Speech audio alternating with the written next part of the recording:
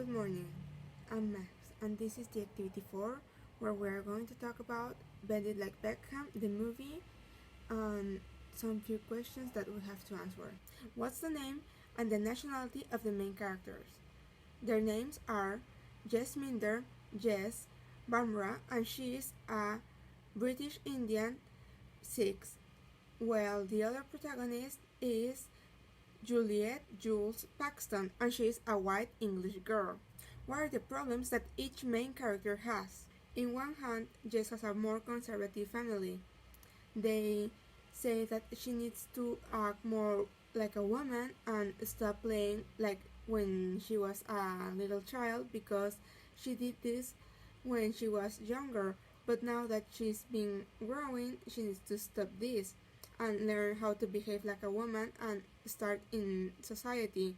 Also, because of their religion and how they see things, they don't find this um, very respectful thing to do in her position because that will just make people talk and say things about her, and they don't want their family to fall into dishonor. Also, because when playing football and in the trainings, she's wearing very short shorts and her skin is showing off.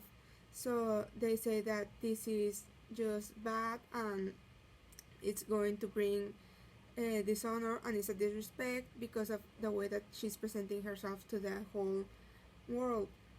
Also, her sister is getting married and the family is all stressed up and they can't have any more things getting in the way of the wedding and they need everything to be perfect for this time. So everything that she does is now amplified by these aspects, making even more troubles when the time comes for her to be able to play and to engage in this match of football. In the other hand, Jules has a bigger issue with her mother because her dad is very acceptant and he doesn't really cares about this, while her mother wants her to engage in more feminine stuff and be more of a stereotypical girl kind of role and fit into the gender roles in be more um, active in these kind of issues and stop at all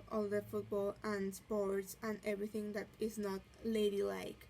She's also very misogynistic because of the ideas that she has, very homophobic, and how they deal with these problems with football.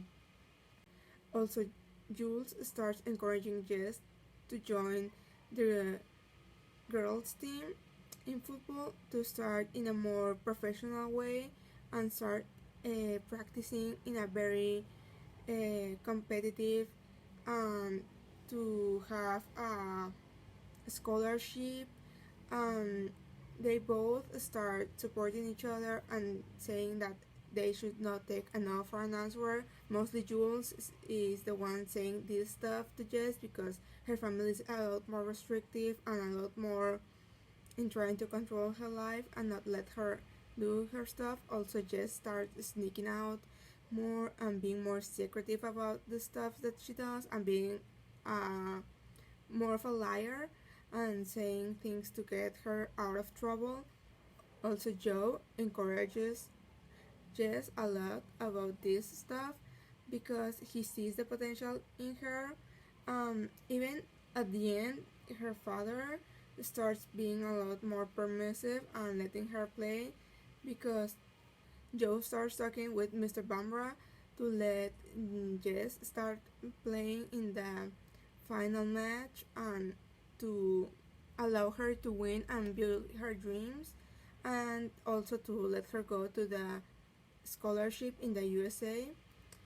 And now my conclusions and what would I do if I was in any of their shoes in these kind of situations. So in conclusion, I think that the message of this movie is to follow your dreams and to never give up, work hard in all the stuff that you believe that's right, and to know that there are people that even if they are from different cultures and different environments, they go through the same struggles and they can understand you a lot. And if you have any issues or any kind of things stopping you, you should start talking with other people as well, for so you both can have a more interactive way to get out of these troubles.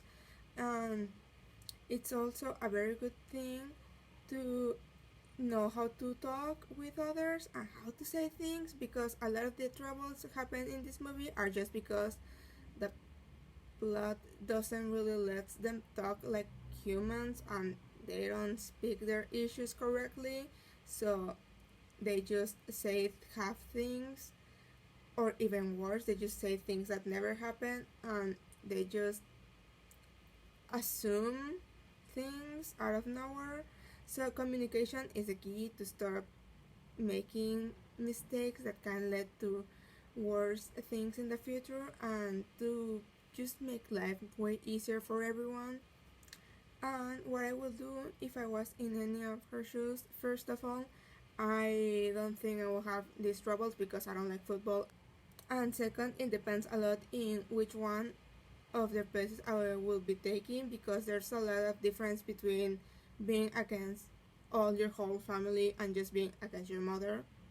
Because if I were to choose, I would just choose the privileged way, that is just like being just against the mother, because at least she has the dad that's very permissive and he's just supportive overall. And I would just do almost the same things, like not tell her stuff, like that's good enough. Because if she won't change, talking to her won't make much, it just make matters worse. And she's managing very well. And if I was in the place of Jess, I would just try to